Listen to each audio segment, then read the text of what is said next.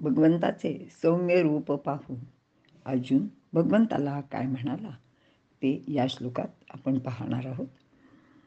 श्लोक 51.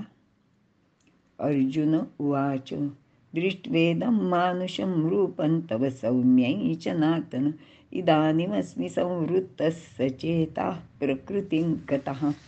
अर्थ, अर्जुन म्हणाला, हे जनार्दना, तुझे हे सौम्य मनुष्य रूप अवलोकन करून मी ठिकाणावर अगदी मूळ स्वभावावर येऊन आता स्वस्थ चित्त झालो आहे.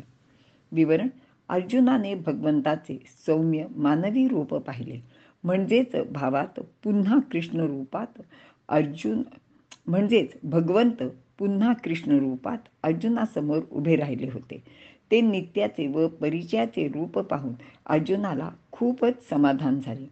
त्याची सर्व भीतीसुद्धा दूर पळाली आणि भगवान श्रीकृष्णाची खरोखरच आपल्यावर किती कृपा झाली आहे असे त्याला वाटायला लागले व त्याच्या जीवाला सर्व व्यथा नष्ट झाली व तो स्वतःचे मूळ स्थितीला प्राप्त झाला व तो विराट स्वरूपाचा विचार करू लागला.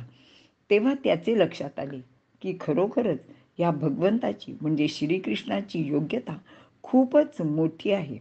अशा प्रकारची योग्यता अगदी थोड्याशा प्रमाणात सुद्धा आपल्याजवळ नाही आणि अर्जुनाला असे वाटते की याच्या पायापाशी उभी राहण्याची सुद्धा आपली योग्यता नाही. पासी उभे ठाकावयाही योग्य नव्हे असे माऊली वर्णन करतात. पण त्याचे कृपेने हे सर्व घडत आहे हे मात्र निश्चितच खरे आहे.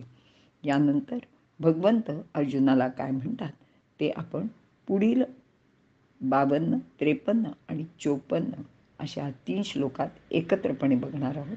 इथे आपण थांबूया.